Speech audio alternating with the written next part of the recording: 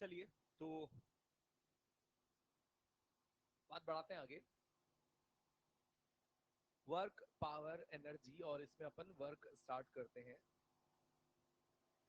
बहुत बेसिक, बहुत ही सिंपल साधारण चीजें रहेंगी। मतलब अगर अपन ने न्यूटन्स लॉ में अपनी क्षमता के हिसाब से काम किया है ना, 80-90% भी अपन ने काम किया है।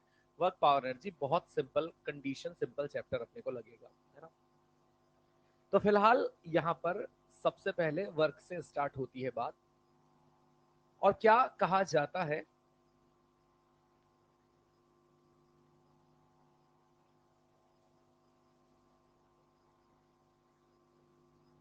कहा जाता है कुछ इस तरीके से कि जब कभी को किसी एक ब्लॉक पर या किसी भी एक ऑब्जेक्ट पर इस तरीके से एक बल लगाया जाता है, एक फोर्स, और इस बल के साथ यहां पर इस वस्तु का अपने को कोई विस्थापन नजर आता है। डी बोल देता हूं विस्थापन, बल को एफ लिख देता हूं।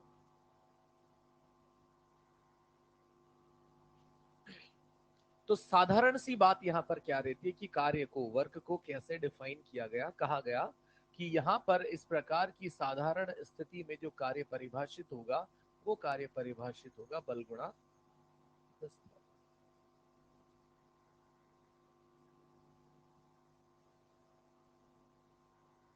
यही चीज यहां पर कुछ इस तरीके से थोड़ी सी बदलती सी नजर आएंगी कि अगर यहां पर बल कुछ इस प्रकार से किसी थीटा कोण पर लगाया गया, और थीटा कोण पर लगाए गए इस बल के कारण यहां पर ये क्षैतिज दिशा में विस्थापित होता है, और जो विस्थापन है वो डी है।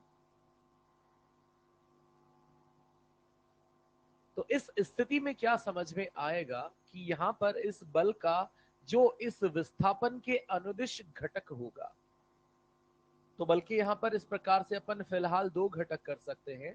थीटा कोण के अनुदिश या विस्थापन के अनुदिश घटक हो जाएगा एफ कॉस थीटा, और ये हो जाएगा एफ साइन थीटा। तो इस प्रकार की स्थिति के लिए अगर अपन यहां पर कार्य को परिभाषित करेंगे तो ये हो जाएगा बल का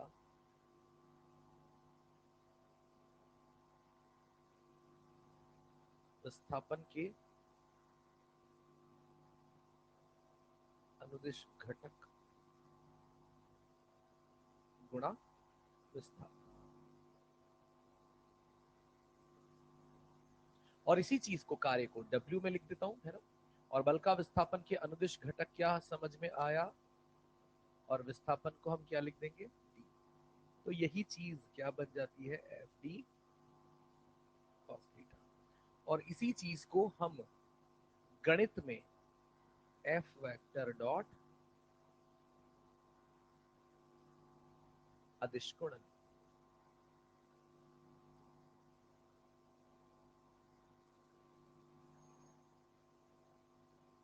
और यहां से अपने को ये कार्य मिल जाता है।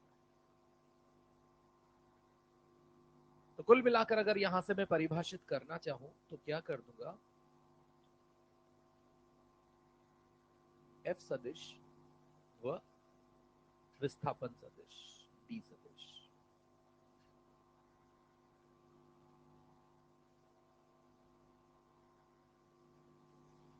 का डॉट प्रोडक्ट ही कार्य होता है।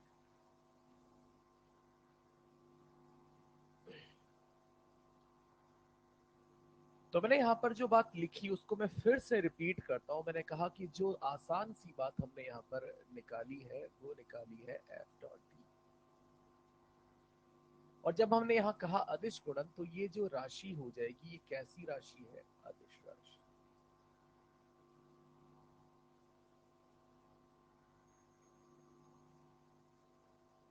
ये सिंपल सी चीज की ये एक अदिश राशि अपने को देखने को मिलती है। क्योंकि हम इसी को क्या भी लिखते हैं, एफ डी कॉस थीटा। और ये अदिश राशि यहाँ पर हमारी जो आ रही है डॉट प्रोडक्ट करने के बाद एफ डी कॉस थीटा, तो यहाँ पर अब काफी कुछ चीजें जो निर्भर करती है बेटे, वो किस पर निर्भर करती है? थीटा। ये थीटा क्या है? तो आप यहां से कहेंगे कि थीटा जो है, ये थीटा बल सदिश व विस्थापन सदिश के मध्य का कोण।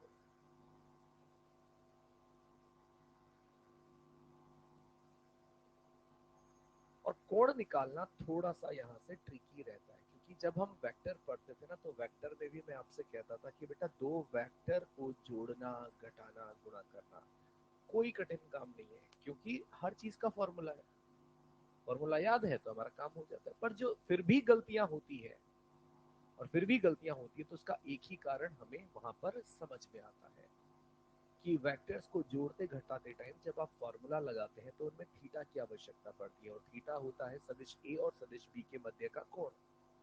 और सदिशों के मध्य का कोण आसानी से नहीं निकलता, उसमें धोखा दे देता है वो सवाल। कैसे? पता है ना कि एक सदिश का हेड और दूसरे सदिश की टेल अगर जुड़ी हुई है तो वो एंगल थीटा, दो सदिशों के बीच का थीटा, थीटा तब ही कहलाता है जब दोनों की टेल टू टेल या हेड टू, ये हम सीखते हैं। और सीखते हैं, बार बार रिपीट करते हैं, ध्यान देते हैं, क्योंकि इसके बिना, इस समझ के बिना अगर आप सवाल कर रहे हैं ना, तो वो सब बेकार है। फिर सवाल भी किया, फॉर्मूला भी लगाया, मेहनत भी की, और उसके बाद भी गलत आंसर आ जाए मात्र थीटा थीटा देखने के चक्कर में, तो फिर क्या इकाई की मेहनत है ना? इसीलिए मैं यहाँ पर बिल्कुल स्पेसिफाइड, बिल्कुल तरीके से इस चीज को कहना चाह रहा हूँ कि यहाँ पर अपने को ये विशेष ध्यान रखना ही पड़ेगा कि थीटा वास्तव में किस एंगल को देखना है, क्योंकि बल भी नजर आएगा सवाल में और विस्थापन भी नजर आएगा, पर मुख्य मुद्दा यह है कि उस बल और उस विस्थापन के बीच का सही एंगल का आकलन आप कर पाए और उसके हिसाब से कॉस थीटा आप निकाल पाए, ये जरूरी है। तो यहां से कुछ निष्कर्ष कैसे निकलते हैं उन पर मैं बात करना चाहूंगा कि यदि हमारा थीटा, हम जो थीटा पहचानते हैं, अगर यदि वो थीटा 0 से 90 की रेंज में हो, तो उस कंडीशन में वर्क डन क्या आ जाएगा? पॉजिटिव। ये भी बात की थी अपन ने, पता है ना, कि जब दो सदिशों के बीच का कोण न्यून कोण हो, न्यून कोण होगा तो ये कॉस थीटा धनात्मक होगा। कॉस थीटा प्रथम चतुर्थांश में धनात्मक होगा, तो जो कार्य हम यहां से निकालेंगे F dot D cos theta हम निकालेंगे, वो भी हमें धनात्मक मिलेगा। और एक और प्यारी सी बात, सबसे प्यारी बात, जिसको हम कहते हैं कि यदि दो सदिशों के बीच का कोण कितना हो, उस स्थिति में अपने को कार्य यानी अदिश गुणन डॉट प्रोडक्ट सदैव,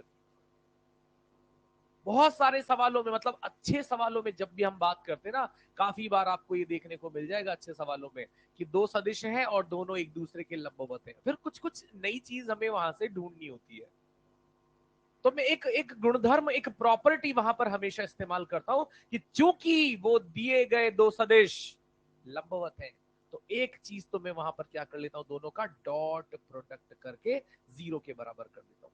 तो कुछ ना कुछ तो वहां से एक हेल्प मिली जाती है, कुछ अज्ञात का मान तो थोड़ा बहुत कुछ तो हेल्प मिल ही जाता है वहां से। तो वही चीज यहां पर हो जाएगी। तीसरा, कि 90 से अगर बड़ा हो बेटे और 180 से छोटा हो, तो निश्चित रूप से किया गया कार्य क्या होगा? नेगेटिव।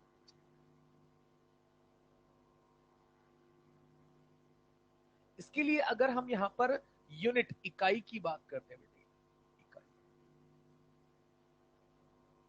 तो इकाई की बात करते हैं, तो ये बल, ये जो कार्य है, ये मिलकर इसके फॉर्मूले में क्या क्या चीज मिलती नजर आ रही है? किसको किससे गुणा कर रहे हैं? बल और विस्थापन को। तो बल, विस्थापन और न्यूटन इंटू मीटर करने पर यहां पर जो इकाई आती है वो आती है जूल। और जूल यहां पर अपन स्मॉल में लिखते हैं, और अगर अपने को एक सिंगल लेटर में लिखना है तो कैपिटल में लिखते हैं। अगर यही चीज, क्योंकि ये किस में आया है बेटे, ये आया है अपना एसआई सिस्टम में। अगर अपन सीजीएस यानी वो ग्राम सेंटीमीटर वाला वो सिस्टम नया जो है, उसमें अगर अपन नापना चाहें, तो न्यूटन की जगह क्या आएगा बेटे, और मीटर की जगह, और ये जो इकाई होती है ये कहलाती है अर्ग।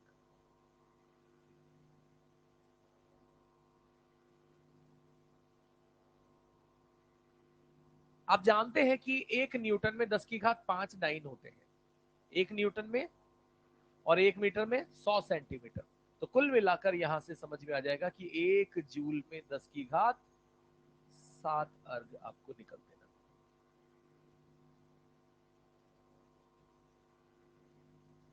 ठीक है, एक सबसे जरूरी बात, यानी 100 बातों की एक बात यहां पर, जो हम ये सारी बातें कर रहे हैं फिलहाल, उन समस्त चीजों में हम ये लिख देंगे कि ये सब चीजें तब के लिए है जब एफ क्या है बेटे,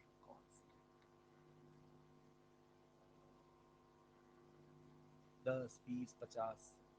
यानी आपने देखा होगा न्यूटन्स लॉ में हम सामान्य कोई भी सवाल करते हैं,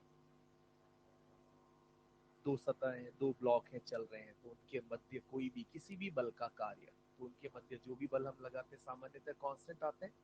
नॉर्मल आएगा तो नॉर्मल का मान 20 आ गया, किसी दूसरे सवाल में 50 आ गया, घर्षण है तो घर्षण का मान 40 आ गया, 18 आ गया, 12 आ गया, 16 आ गया, 8 आ गया।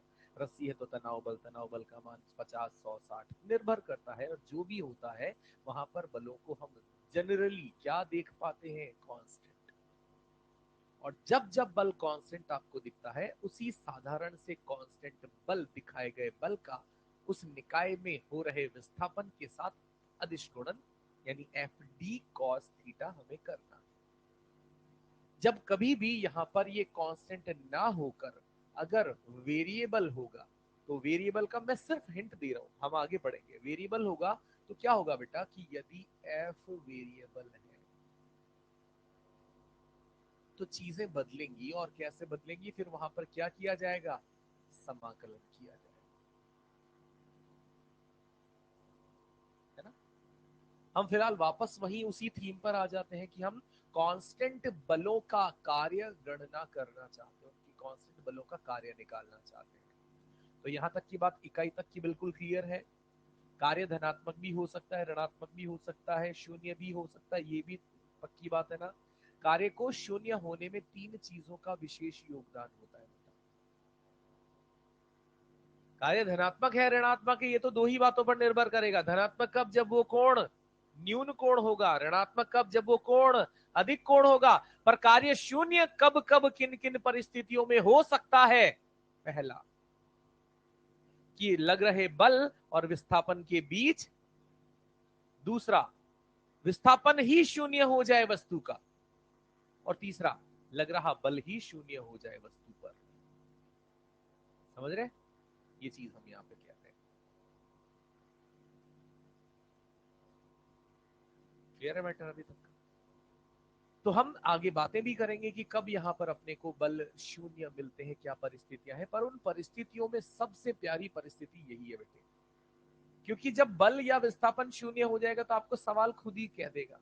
मान लो कोई ब्लॉक रखा है, वो नहीं चल रहा है, तो कार्य जीरो है, इसमें कैलकुलेट करने वाली जैसी कोई बात है ही नहीं। उस पर बल ही नहीं लग रहा है, कोई बल ही नहीं है, तो फिर कार्य किसका निकाल रहे हैं, ये भी सोचने वाली बात है। मुद्दा कब है, कि जब यहां पर बल भी है और विस्थापन भी है, परंतु उन दोनों के बीच का कोण, तब की बात करते हैं। और ये मजे की बातें पता है कहां पर आती है, गौर से देखना। एक रस्सी से मैंने एक द्रव्यमान बांधा और घुमा दिया, तनाव किधर लगता है, और इस वेग के कारण इसका विस्थापन किधर आता है, स्पर्श रेखीय दिशा में। यहां पर अगर मैं इस कण को देखूं तो तनाव किधर, अरे हाँ, रस्सी के अनुदेश अंदर, और इसका जो विस्थापन होगा वो कैसा होगा, स्पर्श रेखीय, हाँ के ना। तो आपको क्या समझ में आता है कि इस प्रकार से जब किसी रस्सी से किसी वस्तु को बांधकर एक वृत्तीय पथ पे घुमाते हैं, तो वहां पर विस्थापन और बल के बीच में जो एंगल होता है वो क्या होता है। तो इस प्रकार की परिस्थितियों में हम तनाव बल का कार्य शून्य पाते हैं, है ना। इसलिए मैंने कहा ये इंपॉर्टेंट हो जाती है, काफी जगह अपन इसका यूज करेंगे बेटे, याद रहेगी ये वाली स्थिति। एक छोटी सी चीज और यहां पर निकलती है, तो मैं फिलहाल इनको बाद में डिस्कस करूंगा, इसलिए आप नोट्स में अभी यहाँ लिख के परेशान ना होना, इनको हटा देता हूँ फिलहाल। जितनी बात सुनिए उतने से अपना काम 200% हो जाएगा। हम एक मुद्दे पर आ जाते हैं, और वो कि एक चीज और होती है, इकाई के साथ साथ एक चीज होती है जिसको विमा कहते हैं। और 11वीं क्लास में इसमें समझाया जाता है कि विमा, विमा क्या होती है बेटे? भौतिक राशियां हैं, बहुत सारी भौतिक राशियां हैं। उनमें मूलभूत भौतिक राशियां कितनी है? 7, जिसमें द्रव्यमान, समय, लंबाई, तापमान, ल्यूमिनस इंटेंसिटी करके, जिसको हिंदी में क्या बोलते हैं? तीव्र, ज्योति तीव्रता, ज्योति तीव्रता, करंट, इस तरीके की, इस तरीके की मोल, इस तरीके की 7 भौतिक राशियां हैं। उस आधार पर उनके सबके सिंबल होते हैं बेटे। सिंबल मतलब द्रव्यमान के लिए एम, लंबाई के लिए एल, समय के लिए टी, है ना? इस प्रकार से करंट के लिए आई अपन यूज कर देते हैं। तो यहां पर उसी आधार पर विमा क्या हो जाएगी? तो बेटा ये बना किससे मिलकर है? फोर्स से और विस्थापन से। फोर्स की विमा क्या होती है? M1 L1, और विस्थापन के लिए तो क्या हो जाएगा?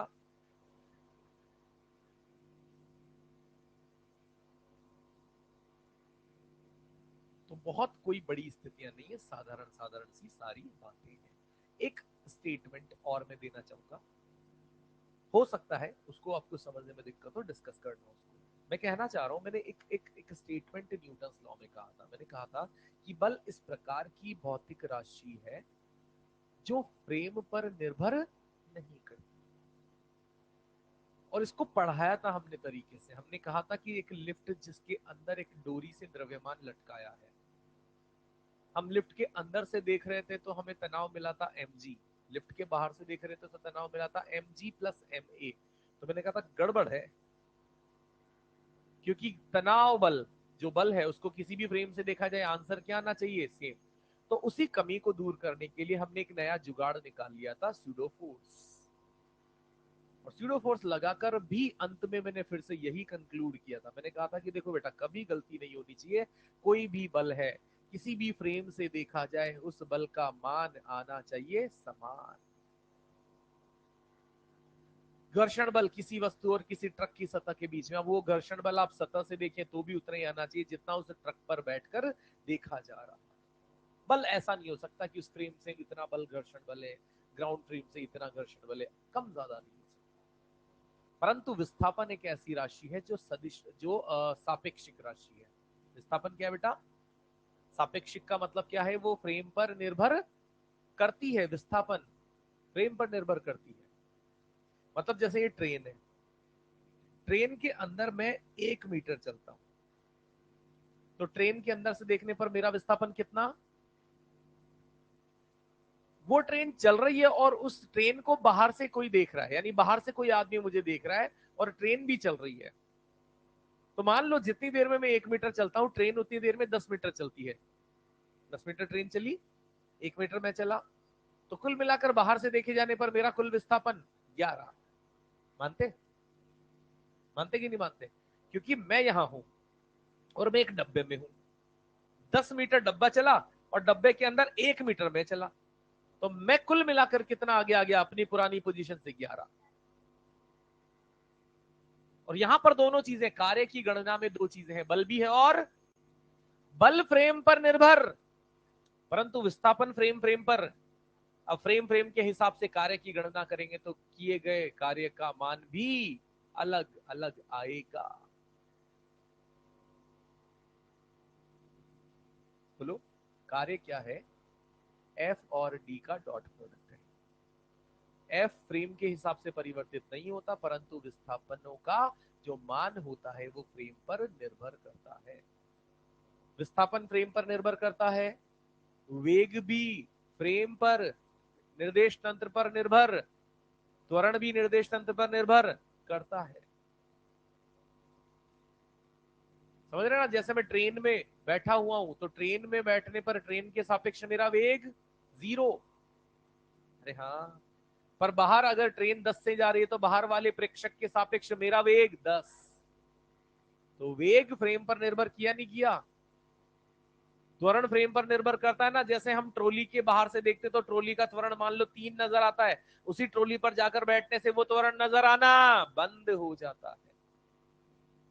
तो विस्थापन, वेग, त्वरण, ये सब फ्रेम पर निर्भर करने वाली राशियां हैं। और चूंकि विस्थापन फ्रेम पर निर्भर करता है, बल फ्रेम फ्रेम पर निर्भर नहीं करता, परंतु जब हम कार्य की गणना करते हैं तो उसमें बल भी आता है, और इसलिए कार्य फ्रेम पर निर्भर करने वाली भौतिक राशि है। ये लिखें, शुरू कर ले पूरा लिखना बिल्कुल इसी सीक्वेंस में।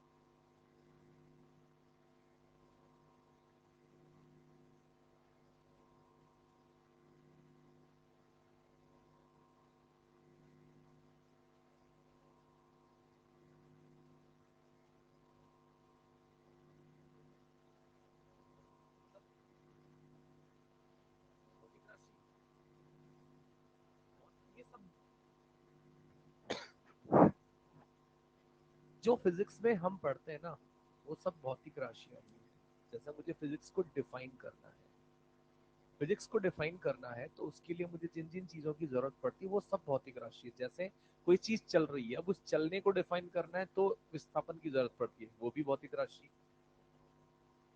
वो चीज कितनी भारी है, उसके द्रव्यमान की जरूरत पड़ती है, द्रव्यमान भी भौतिक राशि। चल रही है, किस कारण से चल रही है, बल, बल भी भौतिक राशि। त्वरण, त्वरण भी भौतिक राशि। तो ये सब, कितनी गर्म है, कितना तापमान है, तापमान भौतिक राशि। तो फिजिकल क्वांटिटीज, फिजिक्स को समझने के लिए जिन चीजों की हम आवश्यकता महसूस करते हैं या जिन चीजों को हम परिभाषित करते हैं, वही सब भौतिक राशियां होती हैं।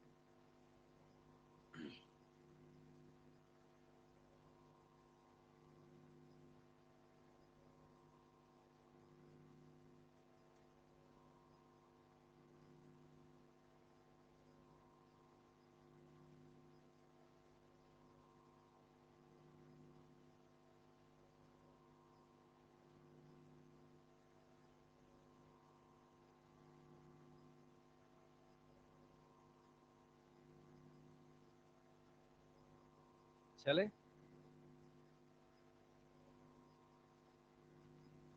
लिख लिया ना?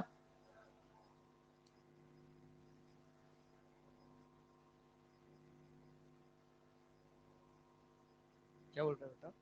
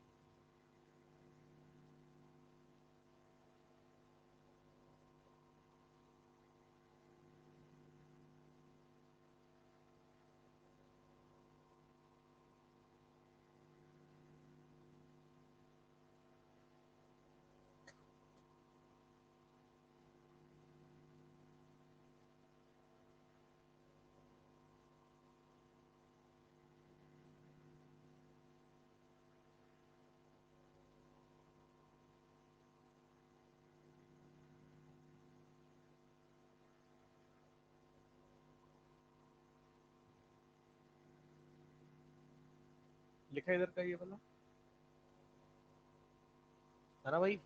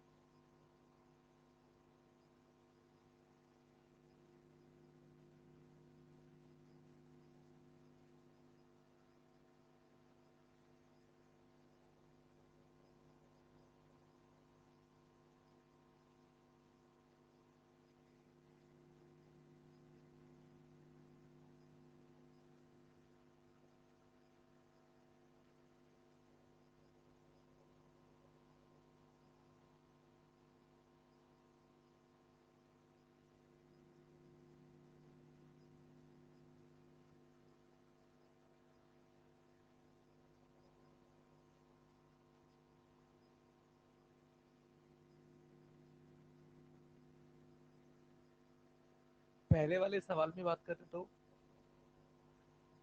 करना क्या होगा बेटा, यहाँ पर सब कुछ सदिशों के रूप में दिए हुए हैं और हमें जो सदिश हमें चाहिए होते हैं वो कार्य की गणना के लिए कौन कौन चाहिए होते हैं। एक तो बल सदिश, बल सदिश साफ साफ यहाँ पर दिया हुआ है। और दूसरा क्या होता है, विस्थापन सदिश। विस्थापन सदिश क्या होता है, ध्यान से सुनना बेटा, कि मैं जहां से जहां जा रहा हूं उस चीज को कहता हूं विस्थापन। और विस्थापन के लिए यहाँ इस सवाल में क्या दिया हुआ है कि मेरा प्रारंभिक पोजीशन और अंतिम पोजीशन दिया हुआ है, यानी मैं शुरुआत में कहां पर हूं और अंत में कहां पर हूं, ये चीज दी हुई है। और विस्थापन होता है स्थिति में परिवर्तन। विस्थापन क्या होता है बेटा, यानी क्या लिखते हैं इसको, R2 माइनस R1। इसी चीज को अपन यहाँ पर डी सदिश से व्यक्त करा सकते हैं। और R2 में से R1 को जब घटाएंगे तो 2i माइनस आई, 2j माइनस जे, सॉरी 2j कैप है ना, और 4k माइनस के 3k कैप।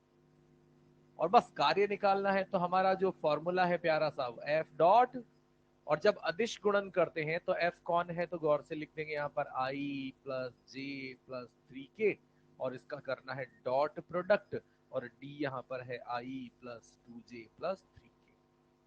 और अदिश गुणन बहुत प्यार से आराम से हो जाएगा, आई सदिश का आई सदिश से गुणन 1, जे सदिश का जे सदिश से गुणन 2, और के का के से 9, तो ये हो जाएगा 12 जूल धनात्मक।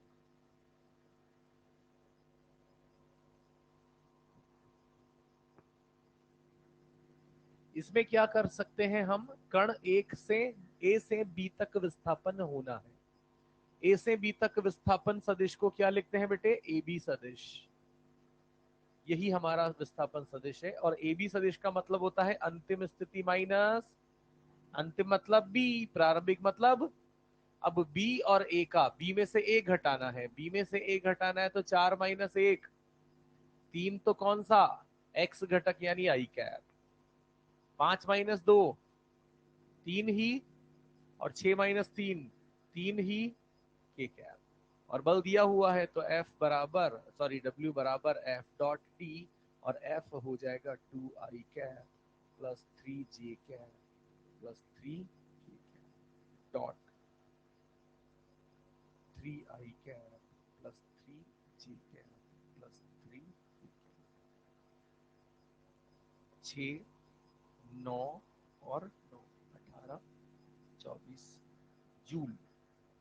सही है। इसके बाद नॉर्मल का वर्क डन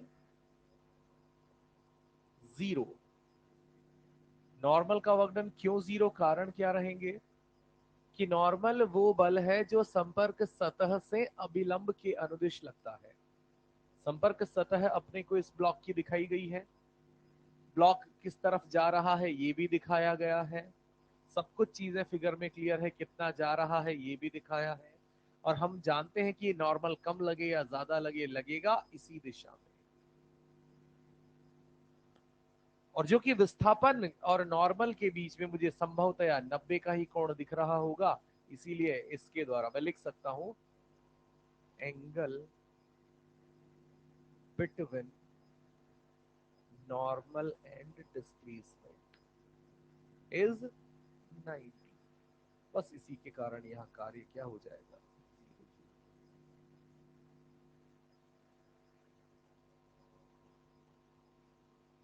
दूसरी चीज, ग्रेविटी, गुरुत्वाकर्षण का कार्य। गुरुत्वाकर्षण बल उस द्रव्यमान पर किधर, लंबवत नीचे की ओर, और इसका भी इस विस्थापन के साथ 90 डिग्री का कोण होने के कारण इस ग्रेविटी का भी कोई कार्य, ग्रेविटी है कि नहीं है, विस्थापन है कि नहीं है, पर सिर्फ और सिर्फ कोण 90 डिग्री हो जाने के कारण उस गुरुत्वाकर्षण बल का कार्य क्या हो गया है, शून्य।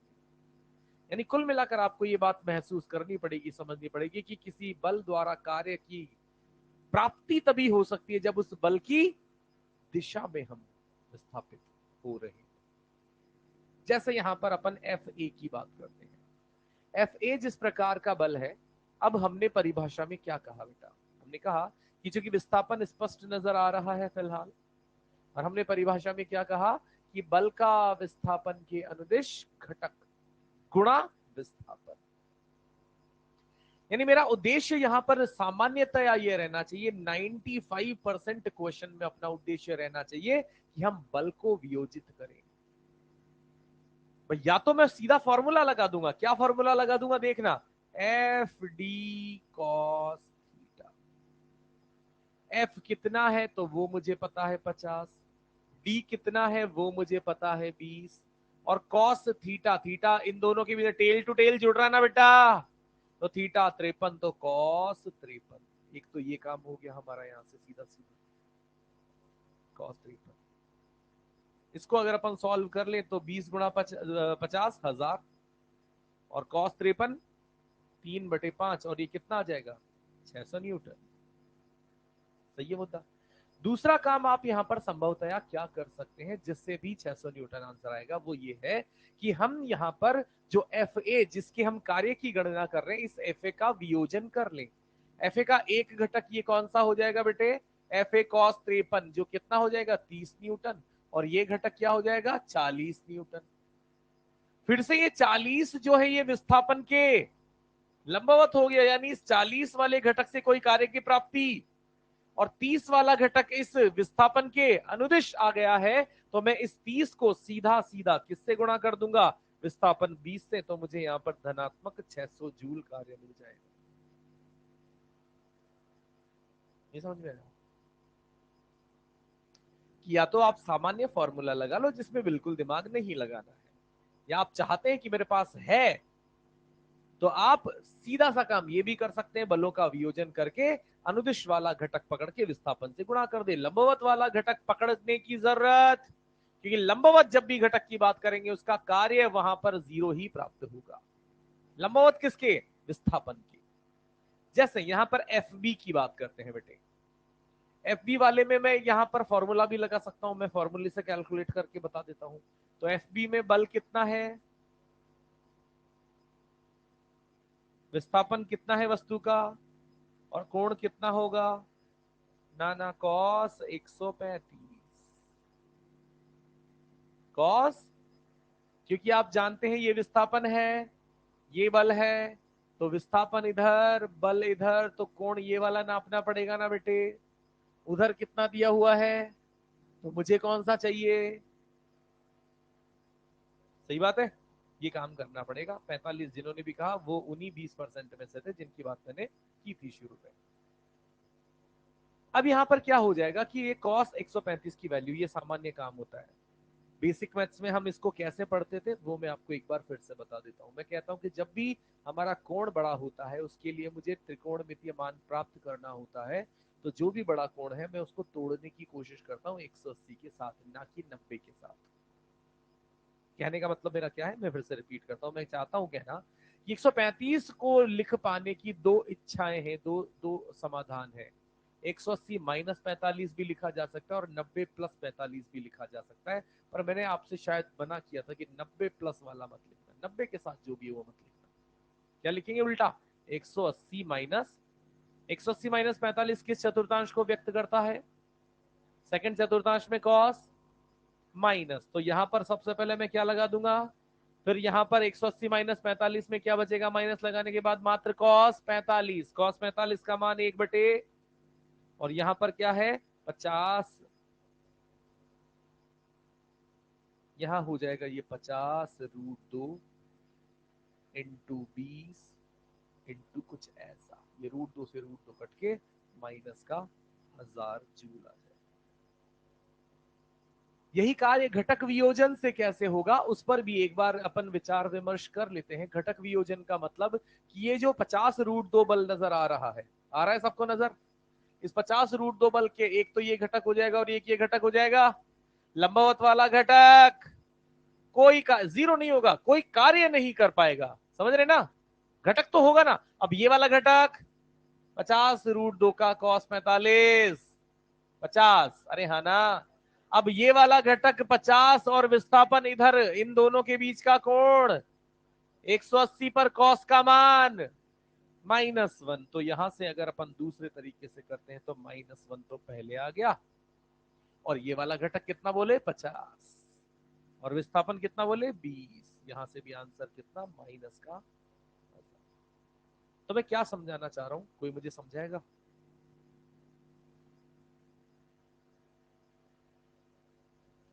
कौन बोला नहीं?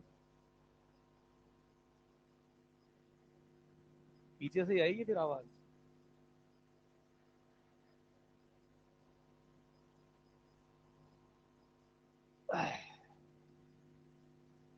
डेढ़ होशियार बनते हैं चूजे। हाँ भैया, तो हमारी बात यहाँ पर क्या है, ध्यान से सुनना, कि आप, क्योंकि ये तौर तरीके बनेंगे, अभी तो दो तीन सवाल है, मैं बात इसलिए कर रहा हूँ, ये तौर तरीके बनेंगे, जितना जल्दी आप अडेप्ट कर लेंगे, जितना जल्दी आप समझ लेंगे कि मैं फॉर्मूला भी लगा सकता हूँ, कोई दिक्कत नहीं है, या मैं घटक वियोजित करके भी बार बार उन चीजों को अप्लाई कर सकता हूँ, ये अपनी समझ, अपनी क्षमता पर निर्भर करता है। दोनों तरीके होंगे, आप जैसे चाहें आंसर निकाल सकते हैं, ठीक है, अपने कंफर्ट के हिसाब से। चलिए मैं और आगे सवाल बढ़ाता हूँ। यहां तक का तो लिख लिया होगा कम से कम।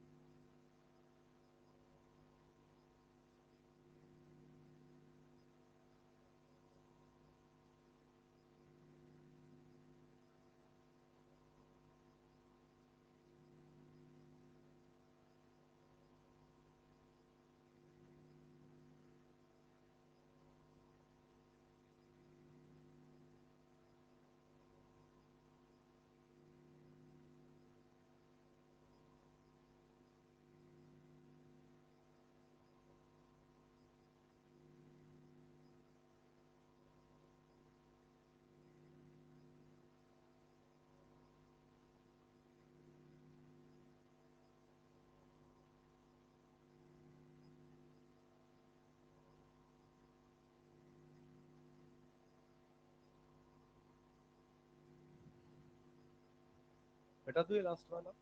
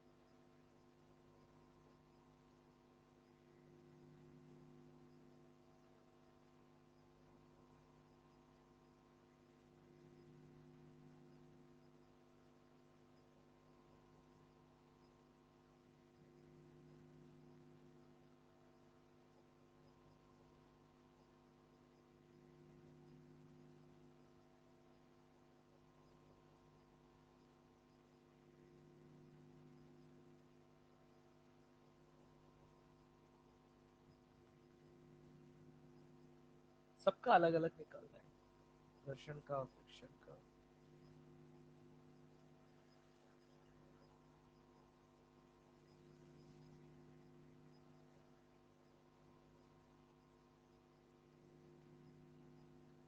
तो चलिए पहले वाले में बात करते हैं। इस सवाल में हमारे सामने क्या संघर्ष और है कि यहाँ विस्थापन दे नहीं रखा, जैसे पिछले सवाल में दे रखा था ना 20, यहाँ विस्थापन भी अपने को निकालना।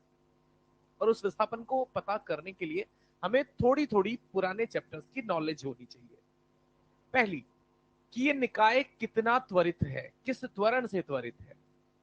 तो हम बात करेंगे कि इस निकाय पर, चूंकि ये स्मूथ सतह है, तो निकाय पर बाह्य बल, द्रव्यमान, तो इस निकाय यानी इस वस्तु का त्वरण हो जाएगा 20/10 बराबर 2 मीटर प्रति सेकंड स्क्वायर, जो कि क्या है, कांस्टेंट त्वरण है। और कांस्टेंट त्वरण होने की स्थिति में हम गति की समीकरणें लगा सकते हैं। गति की वो समीकरण बताएं जो समय के साथ विस्थापन बता दे। सेकंड, और सेकंड इक्वेशन ऑफ मोशन से हमारा विस्थापन, जिसको एस लिख दो या डी लिख दो, ये हो जाएगा यूटी प्लस यू, मतलब प्रारंभिक वेग सवाल में, तो ये पूरी टर्म हो जाएगी 0 और यहां पर बचेगा हाफ। ए कितना, 2, टी कितना, और यहां से 4 मीटर। इस दिशा में, जिस दिशा में बल है उसी दिशा में त्वरण है और उसी दिशा में विस्थापन आ जाएगा। अब अपने को पता है बल भी इसी दिशा में, विस्थापन भी इसी दिशा में, तो बल और विस्थापन के बीच का कोण 0। तो यहां से जब हम कार्य की गणना करेंगे, जिसके लिए हम एफ डी कॉस थीटा लिखते हैं, तो बल 20 न्यूटन है, जिसके द्वारा किए गए कार्य की गणना करने के लिए 2 सेकंड में उसका विस्थापन पता किया। कॉस थीटा 0 होने के कारण 180 जूल।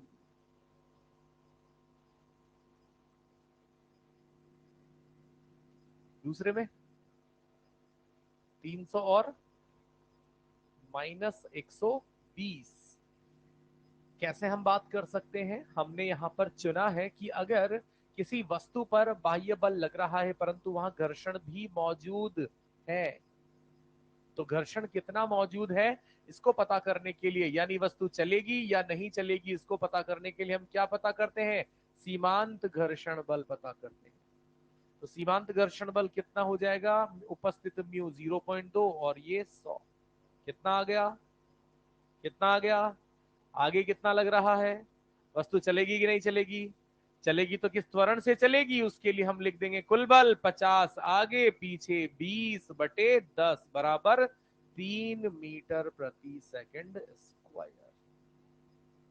और इस 3 मीटर प्रति सेकंड के स्क्वायर के त्वरण के कारण वस्तु कितनी चलेगी, जहां प्रारंभिक वेग 0 है तो हम लिख देंगे हाफ, ए की जगह 3 और समय की जगह 2 का स्क्वायर। कितना आ जाएगा, विस्थापन किधर आ रहा है, आगे। अब मैं किस किस बल के कारण कार्य निकालना चाहता हूं, सबसे पहले तो वर्क डन बाय बल एफ। इस एफ के कारण निकालूंगा तो एफ किधर, आगे, विस्थापन भी किधर आया, आगे, दोनों के बीच का यहां पर समान दिशा में सदिश होने के कारण कॉस थीटा, कॉस थीटा 1, अबे मूर्खों कॉस थीटा,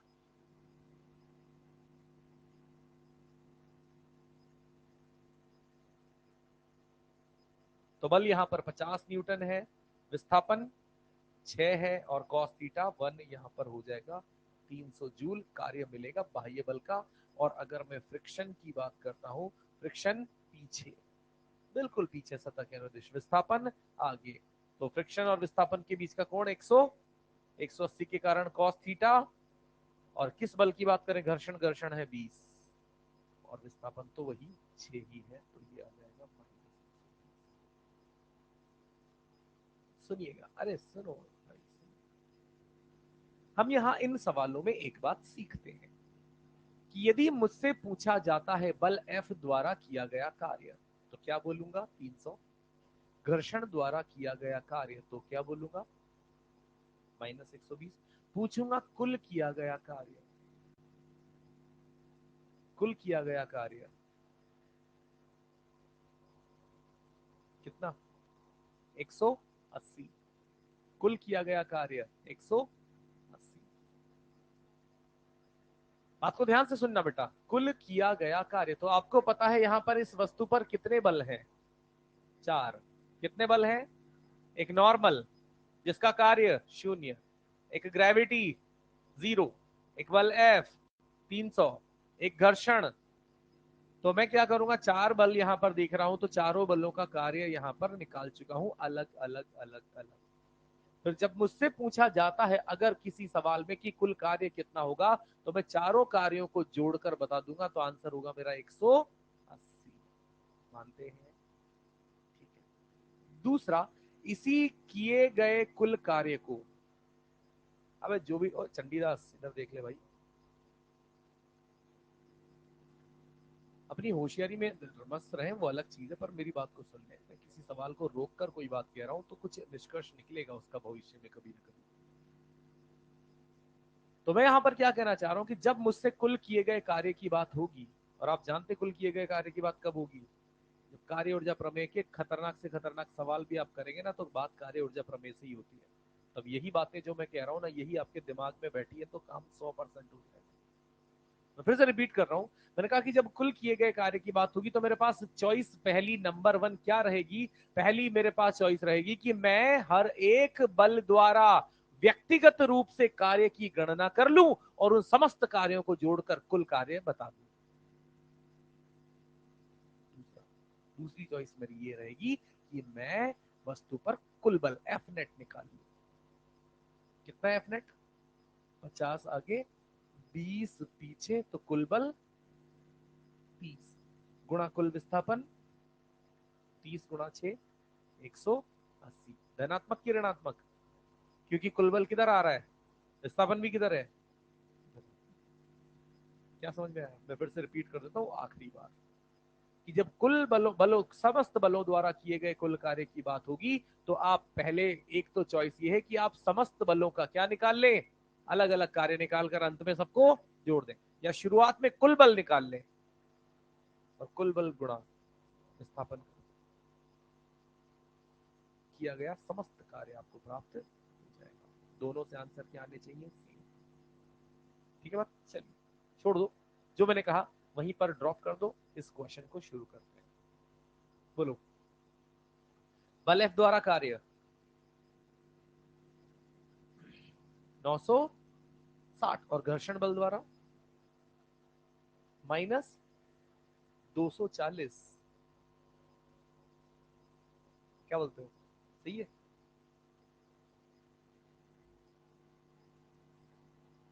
यहां पर हम सबसे पहले क्या कर सकते हैं बेटे, सबसे पहले बलों का वियोजन करके नॉर्मल वगैरह निकाल लेना चाहिए। कैसे? ऊपर कितना लग रहा है?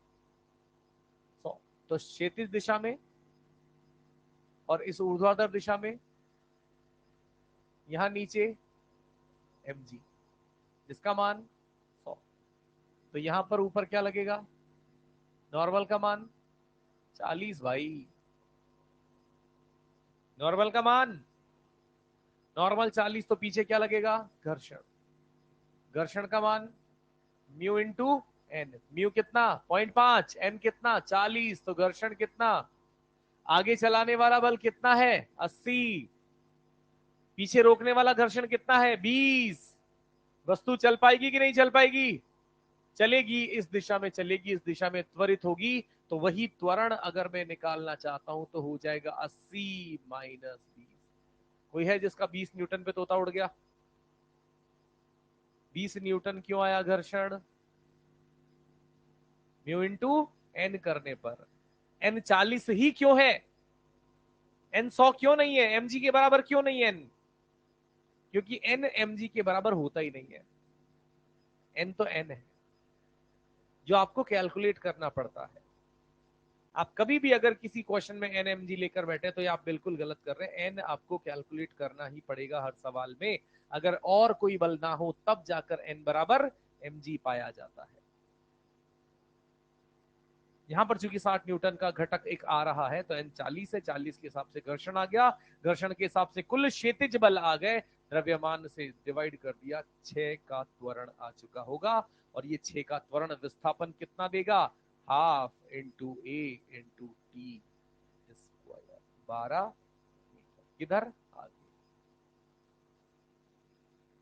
अब अपने को यहां पर पूछे जाए नॉर्मल का कार्य, mg का कार्य, बल F का कार्य, तो बल F का कार्य हो जाएगा बल F, जिसके दो घटक हैं, ऑलरेडी घटक कर रखे ना बेटा, उसमें से 60 वाला घटक कोई कार्य, कार्य करने वाला जो घटक है विस्थापन के अनुदिश जो घटक है वो कितना है 80, और विस्थापन 12, और किस दिशा में, समान दिशा में, तो cos थीटा 1, ना, यहीं से कितना आ जाएगा 960 जूल।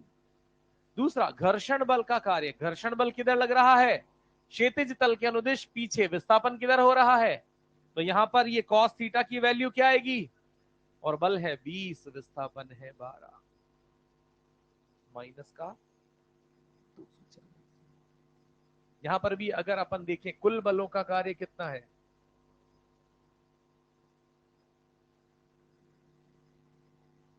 बोलो बेटा 720 है कि नहीं है।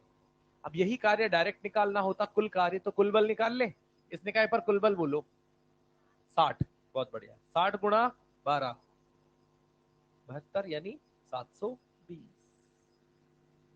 जरूरत पड़ेगी इस काम की, थोड़ी थोड़ी सी प्रैक्टिस कर लेते हैं ताकि अपने को ये चीजें बाद में भारी ना लगे, है ना।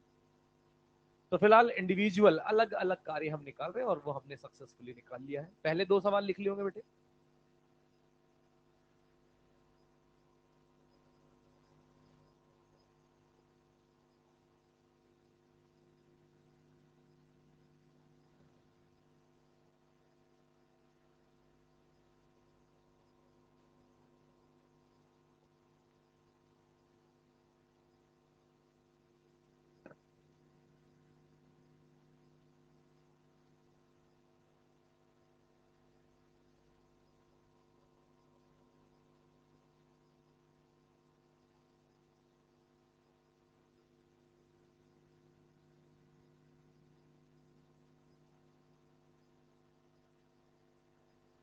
घर्षण बल द्वारा किया गया कुल कार्य बताइए।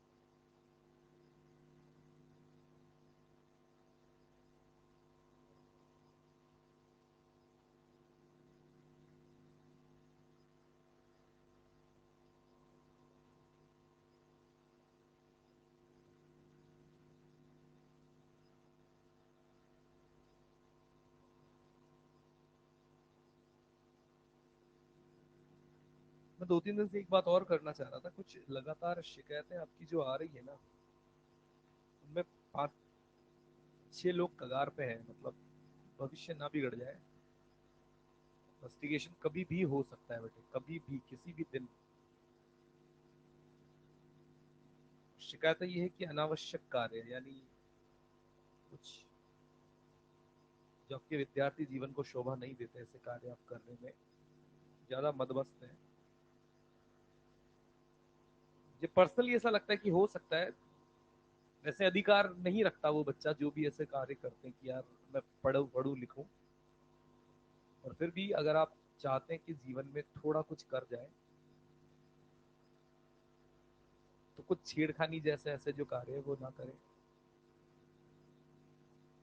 क्लियर कट वार्निंग दे रहा हूँ, मतलब बहुत साफ सुथरी। नहीं रहोगे कहीं के भी, नहीं छोड़ा जाएगा। और मैं बोल रहा हूँ ताकि बात आपको बुरी लगे, लिटरली कहीं का नहीं छोड़ा जाएगा। धर के दबोच के ऐसा कूटा भी जाएगा, और उसके बाद घर वालों के सामने बेइज्जती तो ऐसी घनघोर होगी जो होगी।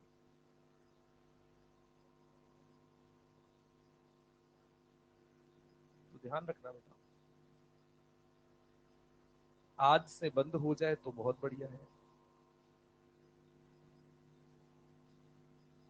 किसी के साथ भी हो जाए वो छेड़खानी, बिल्कुल बर्दाश्त नहीं की जाएगी। जो भी कोई भी है, सब व्यक्तिगत रूप से इतने समझदार है, इसको बोला जा रहा है।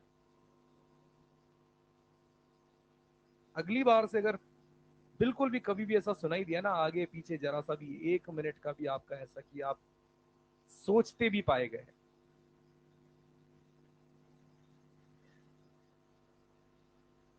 है ना, रहना तो बहुत दूर की बात है, मैं बता रहा हूँ भाई, बचाने वाला नहीं मिलेगा। और आप तो जानते ही होंगे कि जब मैं ये बात बोल रहा हूँ तो बाकी टीचर्स भी इस चीज को 200% सहमत होंगे। जब आपके फेस के टीचर्स आपको नहीं बचा पाएंगे, तो फिर बाकी और से तो बिल्कुल उम्मीद ही मत करना।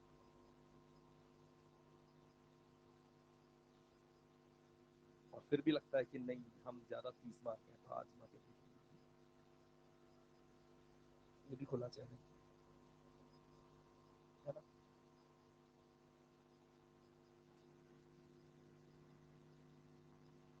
कोविड बैच है, इट डजंट मीन कि आप किसी के साथ भी ऐसा करें। ठीक है, सवाल का आंसर -200। इस सवाल में चुनौतियां दो दो निकली है। क्या दो चुनौतियां हैं? बल भी मुझे पता करना है, और विस्थापन तो पता करना ही है। और विस्थापन पता करने के लिए समय जैसी कोई जानकारी भी नहीं है।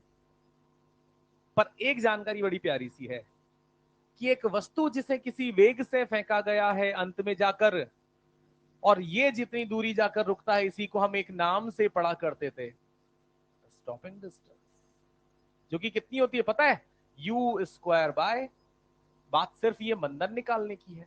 और मंदन की बात भी आप शायद पढ़े थे, पता है ना, म्यू के इंटू जी। अरे यार, तो म्यू के यहां पर हमारा है 0.2, जी है यहां पर हमारा 10, ये हो जाएगा 2। तो ये जो स्टॉपिंग डिस्टेंस यानी यहां रुकने तक में तय कुल दूरी की बात करूंगा, तो यू यानी 10 का स्क्वायर अपॉन 2 इंटू 10 का स्क्वायर 100/4। बढ़िया, अपना 25 मीटर तो विस्थापन आ चुका है, इसमें कोई दिक्कत नहीं है। अब आप देखो ना बेटे कि इस वस्तु पर बल कौन सा लग रहा है। नॉर्मल, mg और घर्षण। आके ना, नॉर्मल का कार्य 0, mg का कार्य पूछ भी नहीं रहा हूं, मैंने पूछा भी वैसे इसीलिए, किसका कार्य है? सिर्फ घर्षण का, क्योंकि मुझे पता है वो तो वैसे भी आप 0 कह ही दोगे, कह दोगे ना। चलिए, अब यहां पर बात पूछी जाती है घर्षण, और घर्षण किधर लगेगा? गति की दिशा के। अब घर्षण कौन सा लगेगा? गतिक घर्षण, जिसका मान क्या होता है? 0.2 इंटू mg। mg मतलब 40, मतलब 8 न्यूटन। घर्षण पीछे, विस्थापन कोण 180, तो कार्य बराबर एफ डी कॉस थीटा -1। तो यहां से अपने को मिलेगा कितना? -का 200 जूल।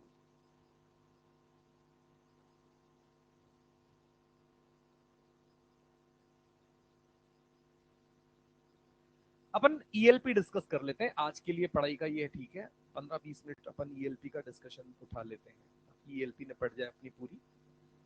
हाँ जी,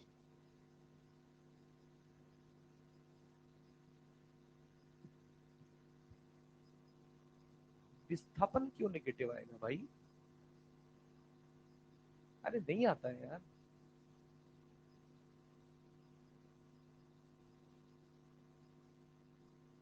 third equation of motion, v square बराबर यू स्क्वायर प्लस 2as, अंतिम वेग 0, प्रारंभिक वेग 10 का स्क्वायर 100 प्लस 2। त्वरण यहाँ पर वेग के विपरीत है तो इसे क्या लिखेंगे, -2। तो विस्थापन त्वरण आ गया -2 और s, तो 4s बराबर 100, तो s बराबर 100/4 25। आपने इसको -2 नहीं लिया होगा, लेना पड़ेगा यार। काइनेमेटिक्स में गति की समीकरणों में प्रत्येक भौतिक राशि वेग त्वरण विस्थापन सब चिन्हों के साथ रखे जाते हैं, और चिन्ह पद्धति आपको यहाँ पर बहुत साधारण रखनी होती है कि जब सरल रेखीय दिशा में गति करते हैं तो इस दिशा को आप धनात्मक एक्स अक्ष और इस दिशा को आप ऋणात्मक एक्स अक्ष मानकर चयन करते हैं। तो त्वरण चूंकि निश्चित रूप से किधर ही आ रहा है, पीछे ही। किसने बताया? घर्षण और उसकी पूरी शिक्षा ने। घर्षण में यही तो सीखा है ना, गति की दिशा। तो अपने आप दिशा आपने खुद ने किधर मानी होगी, सब लोगों ने इधर, तो अपने आप घर्षण किधर माना जाएगा, उधर, और उसको विद चिन्ह लिखेंगे। गति की समीकरण में कभी भी किसी भी राशि को बिना चिन्ह पद्धति के इस्तेमाल करना अपराध है। सीरियसली, वहां से गलत आंसर आने तय हो जाते हैं। जैसे आपका आया, समझ नहीं रहा, वो आंसर नहीं सही है बेटा। आप प्लस माइनस में अगर उलझ जाओगे ना तो फिर काइनेमेटिक्स नहीं नहीं बख्शती। काइनेमेटिक्स कभी नहीं बख्शेगी आपने अगर चिन्हों को गलत ले लिया तो।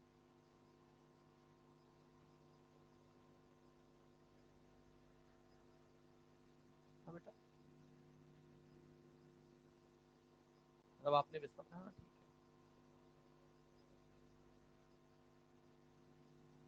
नहीं करे कॉम्प्लेक्स उतना तो ज्यादा बढ़िया, मेरी सलाह ये रहेगी कि उतना कॉम्प्लेक्स ना करें। आपको पता है 10 के वेग से अगर किसी वस्तु को फेंका जा रहा है तो विस्थापन आगे ही होगा, विस्थापन धनात्मक ही लेना है। जब वस्तु चलकर आगे आ रही है तो घर्षण पीछे ही लगेगा, तो घर्षण पीछे विस्थापन आगे, कोण 180 लेकर स्टैंडर्ड यही काम करेगा।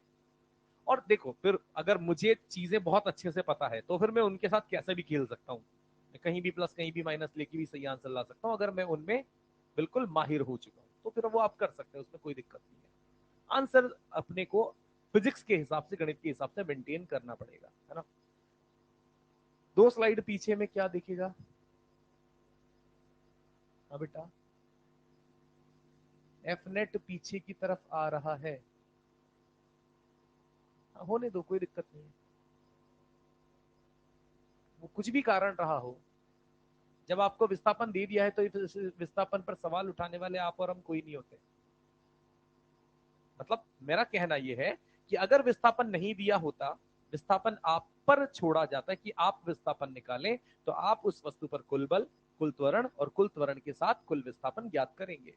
इसमें जो भी कारण रहे हो, जो भी सिस्टम बनाया गया हो, इस सिस्टम के साथ अगर ये वस्तु आगे 20 मीटर चली है, चाहे किसी भी वेग के कारण चली हो सकता है कोई वेग इसके पास हो जिसके कारण ये 20 मीटर चल गई हो, अब विस्थापन दे देने के बाद हम नहीं दिमाग लगाते। ऐसे सवाल आप मॉड्यूल में देखोगे ना तो आपको अपने आप वो बात समझ आ जाएगी कि हाँ, जब विस्थापन दे चुका है तो फिर मेरा विस्थापन के बारे में सोचने का कोई मतलब, मेरा कार्य, मेरा सिंपल सा थॉट प्रोसेस ये रहेगा कि अब इस विस्थापन के लिए इसका कार्य क्या होगा और इसका कार्य क्या होगा। वो विस्थापन क्यों हुआ, कितनी देर में हुआ, मुझे कोई फर्क, मैं पूछ रहा हूं, मैं बता रहा हूं क्यों हुआ, कितनी देर में हुआ, उससे कोई फर्क, क्योंकि समय से कार्य का कोई लेना देना नहीं है अगर मेरे पास पहले से ही विस्थापन का वैल्यू दे रखा है।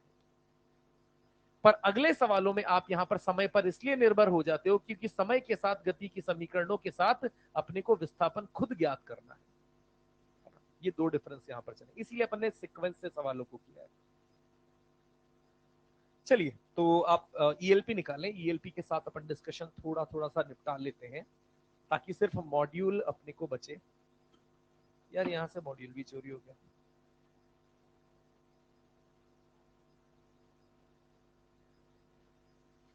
ईएलपी नंबर 9 तक अपन ने टेस्ट के पहले डिस्कस कर लिया था।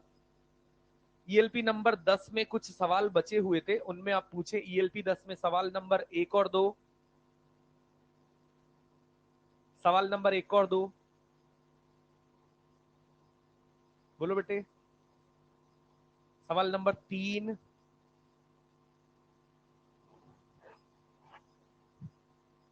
ईएलपी 10 सवाल नंबर 3, सवाल नंबर 4।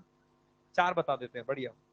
4 को सुन लीजिएगा ताकि वो कॉन्सेप्ट भी रिवाइज हो जाए जो हमने समझा था। सुनना बेटे, एक कॉन्सेप्ट की आप और हम बात करते थे और बहुत ही जरूरी चीज वहां से निकल कर आती थी, इंपॉर्टेंट भी कह सकता हूं मैं, कि एक चीज होती थी जिसमें कहा जाता था नत्तल है। ध्यान से सुनना बेटा, नत्तल पर जब एक कोई गुटका, एक द्रव्यमान ऐसा रखा जाता है तो फिर हम जानते हैं कि सामान्यतया बिना घर्षण के जब भी कोई ब्लॉक रखा जाएगा तो ये किधर फिसल कर आएगा? किसके कारण? mg साइन थीटा के कारण, यानी g साइन थीटा त्वरण से। फिर हमने बिल्कुल स्टेटमेंट लिखकर सवाल किया था कि यदि मैं चाहूं कि ये इसके सापेक्ष क्या रहे, रुका रहे, इसके सापेक्ष ये स्थिर बना रहे, उसके लिए मुझे इसे क्या करना पड़ता है? त्वरित। तो वो त्वरण कितना होता है और इस त्वरण को निकालने के लिए हमने क्या प्रक्रिया आजमाई थी ये भी मैं बताता हूं। मैंने कहा था कि मैं इसी निकाय पर जाकर बैठ जाऊंगा, इधर पीछे स्यूडो फोर्स लगा दूंगा, इधर यहां पर ये घटक क्या हो जाएगा? एम ए कॉस थीटा, ये क्या हो जाएगा? M A sine theta. यहां नीचे की तरफ क्या लग रहा होगा? M G sine theta. और यहां पर नीचे इधर क्या लग रहा होगा? M G cos theta. और फिर हमने कह दिया था कि ये निकाय स्थिर अवस्था में पाया जाएगा यदि ये घटक और ये घटक और उस घटक को बराबर करके ए का मान आ गया था जी टेन थीटा।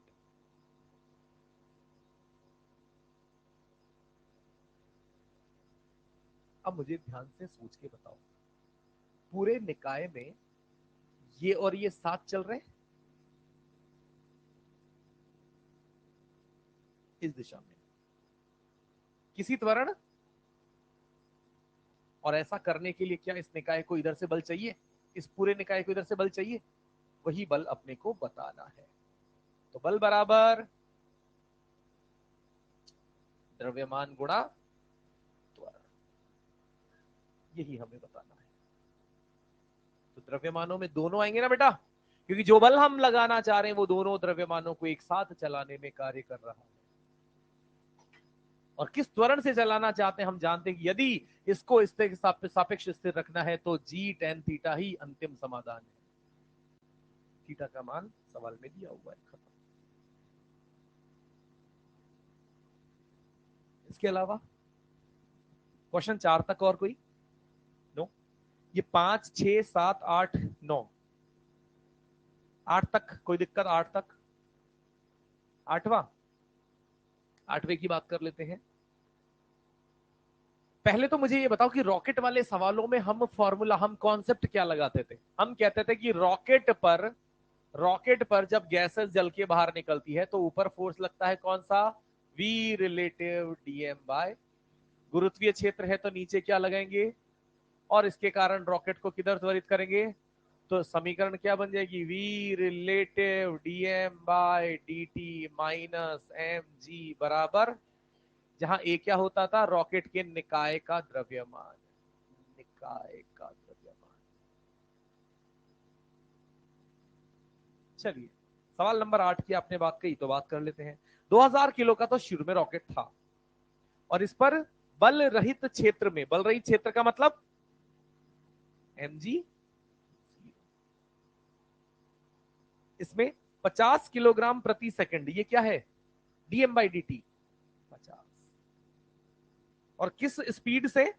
20 मीटर प्रति सेकंड की चाल से ये रॉकेट गैसें फेंक रहा है, यानी ये सापेक्षिक चाल है गैसों की। और 4 सेकंड पर त्वरण। अब देखो 4 सेकंड के बाद रॉकेट का द्रव्यमान 200, 2000, 50 किलोग्राम प्रति सेकंड, हर सेकंड में 50 कम करो तो 4 सेकंड में 200, 1800 बच जाएगा इंटू, और शायद त्वरण ही निकालना है बेटा, तो ये कितना हो जाएगा? 1000/1800, ऐसा आएगा।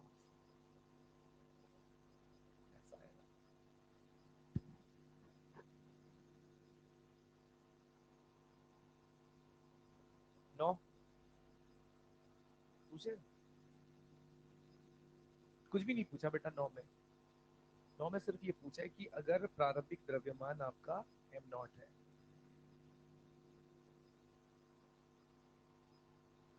द्रव्यमान प्रवाह की दर delta m by delta T.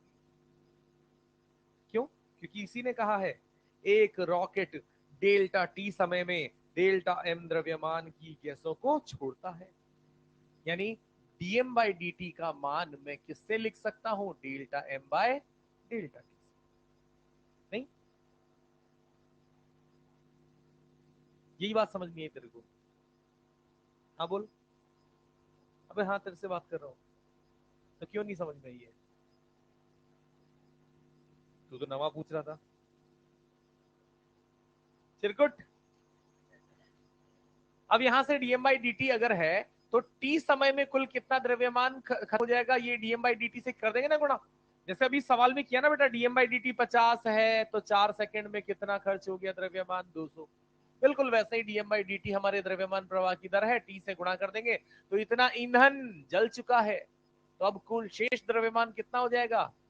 m0 में से घटा देंगे और हमारा काम आसान। सवाल 10 की बात कर रहा है ये। सवाल 10 में क्या कॉन्सेप्ट है, और मैंने बात भी की थी बेटे, ये है परिवर्ती द्रव्यमानों का कॉन्सेप्ट।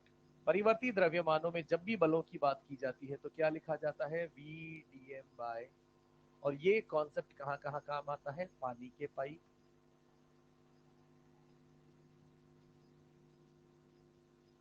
रॉकेट,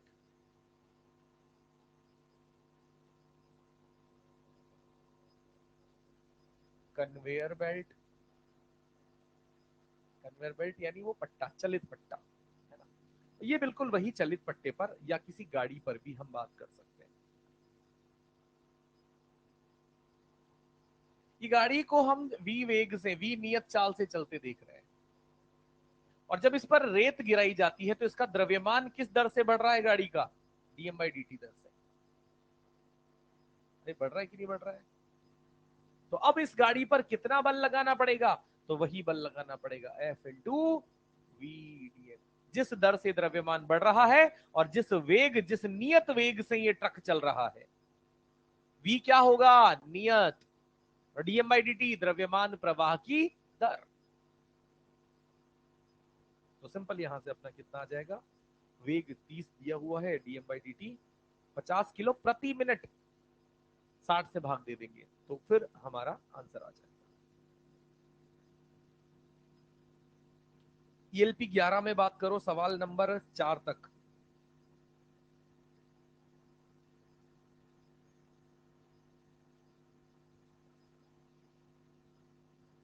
नहीं, दूसरा, एम द्रव्यमान के पिंड पर एक क्षैतिज बल लगाया जाता है, पिंड स्थिर अवस्था में रहता है तो घर्षण बल एफ ही लगेगा बेटा। पिंड स्थिर है मतलब स्थैतिक घर्षण। स्थैतिक घर्षण कितना लगता है? जितनी आवश्यकता होती है। चलाने का प्रयास एफ है तो रोकने का प्रयास भी एफ के बराबर ही लगना चाहिए, न कम न ज्यादा, जितनी आवश्यकता है सिर्फ उतना। क्वेश्चन 3। 3 यार भाई, ये तो कर लेते यार। 3 में तो क्या है देखो, सुनो, सुन लो। बेसिक सवाल है, बहुत इजी। ये ब्लॉक है, यहां पर कितना बल लगा तो यहां पर नॉर्मल कितना हो जाएगा? तो यहां पर अपने को ऊपर क्या लगेगा, नीचे क्या लग रहा है, एक बाह्य बल यहां ऊपर क्या लग रहा है। तो चलाने का कुल प्रयास mg/2। और क्या चाहते हम? स्थिर अवस्था में रहे, यानी एफ लिमिटिंग जो होना चाहिए वो mg/2 के ठीक बराबर, या क्यों mg/2 बेटा? क्योंकि खींचता वैसे नीचे mg है पर ऊपर से एक सपोर्ट दे दिया, इसलिए इसको नीचे की ओर खींच कर लाने वाला बल घट के कितना रह गया? और रोकना है तो घर्षण बल जो ऊपर लगेगा वो एफ इस mg/2 के ठीक बराबर, या अब एफ को क्या लिख देंगे बेटे? म्यू इंटू एन, और एन का मान है mg greater than equal to mg by, तो म्यू 1/2 के बराबर या उससे बड़ा होना चाहिए। आई बात समझ में? फोर्थ वाला तो खुद कर लेना, हो जाएगा। पांचवा, घर्षण रहित दीवार है, उस ब्लॉक को रोकना संभव, किया था ना बात। छठा, छठा क्वेश्चन 6, घर्षण रहित दीवार नहीं है, अभी यहां पर दीवार पर घर्षण होगा। यहां पर बल F लगाया जा रहा है, इधर नॉर्मल लग रहा होगा, ऊपर यहां पर घर्षण लगेगा जिसका अधिकतम लिमिट कितना हो जाएगा, म्यू इंटू एन, और एन का मान कितना है, F। नीचे क्या लग रहा है, हम क्या कहते हैं कि ये कब तक गति नहीं करेगा, जब तक कि FL बड़ा या बराबर होगा mg से। FL मतलब म्यू इंटू एफ, तो F का मान क्या होना चाहिए, mg बाई म्यू के बराबर या बड़ा। तो यहां से यही चीज क्या है, F मिनिमम, और F मिनिमम का मान हो जाएगा mu M, sorry mg by. अगर मैंने F मिनिमम लगा दिया तो ब्लॉक सरकेगा कि नहीं सरकेगा, नहीं सरकेगा। अरे हाँ, ये वो न्यूनतम बल है जिससे मैं ब्लॉक को स्थिर अवस्था में कर सकता हूँ। हाँ। पर स्टेटमेंट वन, पहला कथन देखो, यदि लगाया गया बल F मिनिमम से कम हो तो ब्लॉक नीचे फिसल जाएगा, ऊपर लग रहा घर्षण बल पर्याप्त नहीं हो पाएगा, mg डोमिनेट करेगा। दूसरा, कि जो हम इसको रोकने के लिए बल लगा रहे हैं, इस F मिनिमम से ज्यादा बल लगा दे तो ये वस्तु किधर गति करने लगेगी, मूर्ख हो तुम।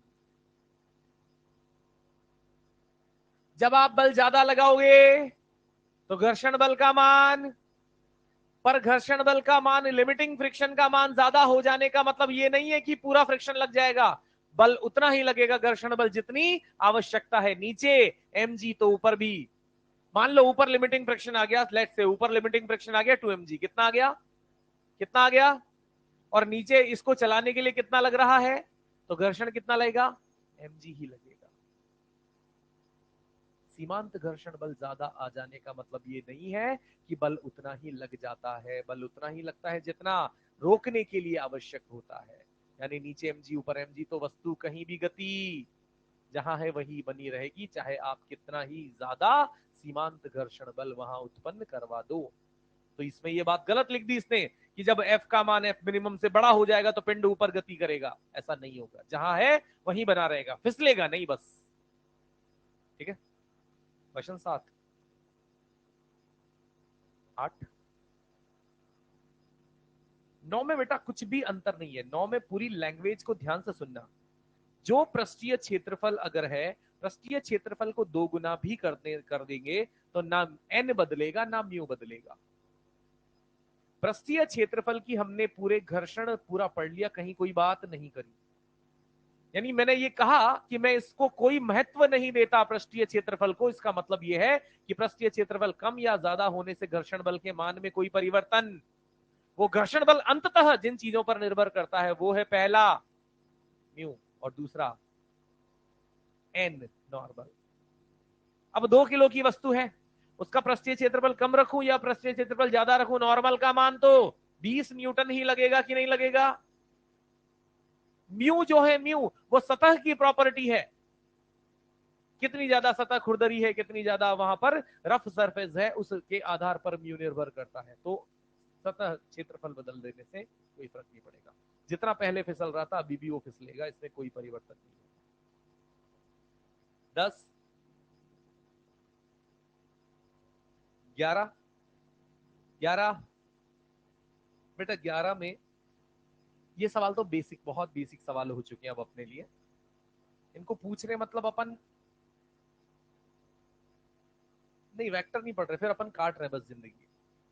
यहां पर एफ सदिश क्या दिया है, आई कैप, इसका मतलब ये वाला बल का घटक कितना है बेटे, और ये वाला वस्तु का द्रव्यमान 1 किलो, 1 किलो तो नीचे mg कितना लगेगा, ऊपर क्या लगेगा, नॉर्मल का मान 6 क्यों लगा, समझ आई बात। नीचे 10, ऊपर 4, बचा हुआ नॉर्मल 6। अब नॉर्मल 6 है तो पीछे सीमांत घर्षण बल कितना हो जाएगा, म्यू कितना है 0.3 और नॉर्मल 6, तो कितना आ जाएगा सीमांत घर्षण बल, क्या 1.8 लगेगा, नहीं लगेगा। चलाने वाला बल, तो रोकने वाले की आवश्यकता भी। उपलब्ध सीमांत घर्षण बल भले ज्यादा है पर घर्षण उतना ही लगता है जितना चलाने का प्रयास होता है, उसी को रोकने के विरोध स्वरूप उस प्रयास को ही कैंसिल करना है। सही है बात है ना। तो यहां से अपन 1 न्यूटन ही घर्षण लगता देखेंगे पीछे की तरफ। क्वेश्चन 12 पूछना है, 10 नंबर।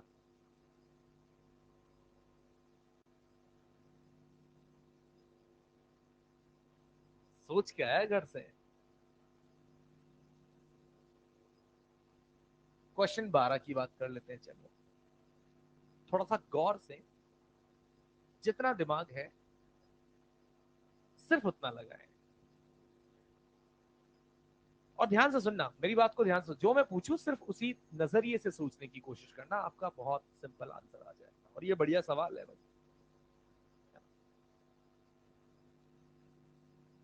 और यकीन ना हो तो इस सवाल को नीचे जाकर डाउट काउंटर पे पूछ के देख लेना, इससे पता लग जाएगा कि ये कितना बढ़िया सवाल है और कितना आसान हम इसे बना देंगे। ठीक है, ध्यान से सुन लो। आप, ये तो फिगर में दिए रखा है, कोई बड़ी बात नहीं है। कुल कितने बल लग रहे हैं, तो आप कहेंगे नीचे उस mg को, भार बल को w सदिश कह दूं,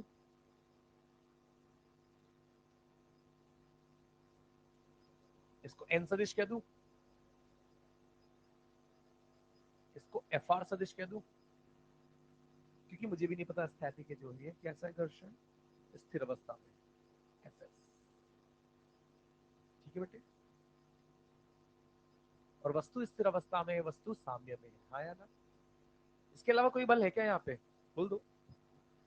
अरे नहीं होता mg sin थीटा वगैरह कुछ। जब मैं यहाँ पे इसको लिख दिया हूं, जब मैं यहाँ पर इसको लिख दिया हूं कि यहाँ पर अपने को W ही दिखा दिया साक्षात, तो घटकों को अलग से दिखाने की जरूरत नहीं है ना? Okay, perfect.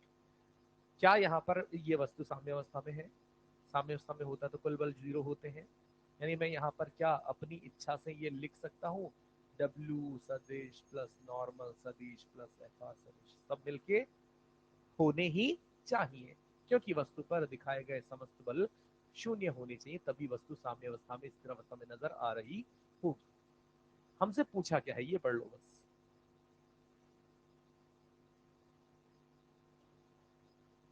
क्या पूछा है, परिणामी कौन सा, आनत तल द्वारा पिंड पर परिणामी बल। अब इस तल द्वारा, घर्षण भी तो इस आनत तल द्वारा ही लग रहा है, और ये नॉर्मल भी तो आनत तल द्वारा ही लग रहा है, यानी आपको इन दोनों का क्या निकालना है, परिणामी, जिसको क्या कहते हैं, कुल संपर्क बल। कुल संपर्क बल याद है ना, अभिलंब प्रतिक्रिया बल और घर्षण बल का परिणामी, अभिलंब प्रतिक्रिया बल और घर्षण बल का परिणामी, अभिलंब प्रतिक्रिया बल और घर्षण बल का परिणामी, और अभिलंब प्रतिक्रिया बल और घर्षण बल का परिणामी यहां से किसके बराबर हो जाएगा, तो W किधर, तो -W किधर, तो आंसर कौन सा आ जाएगा। अब इसमें कई, मतलब अगर इसको सोचें तो घटक लेते हैं, घटक लेके रिजल्टेंट निकालने की बात करते हैं, उस पूरे प्रोसेस में ये समझाना भारी पड़ जाता है कि ये परिणामी, अभी तो आपको सिंपल समझ में आ गया कि अगर W नीचे है तो निश्चित रूप से ये, पर उस कंडीशन में जब अपन घटकों के साथ करने जाते हैं तो एग्जैक्ट ऊपर लगना थोड़ा सा फील कराने में दिक्कत आ जाती है। तो फिलहाल अपना काम हो गया, कोई दिक्कत नहीं है, मस्त रहो। क्वेश्चन नंबर 13, ELP 12 में बताओ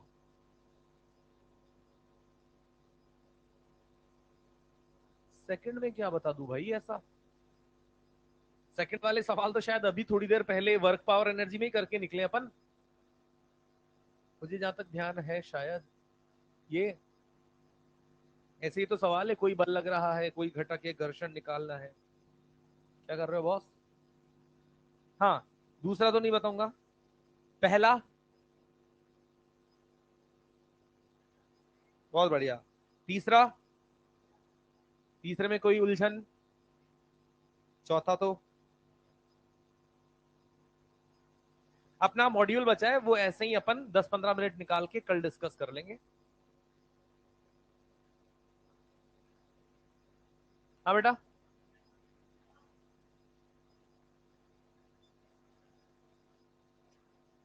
तेरा वध मेरे हाथों होगा बेटा, किसी ना किसी दिन तू टपकेगा।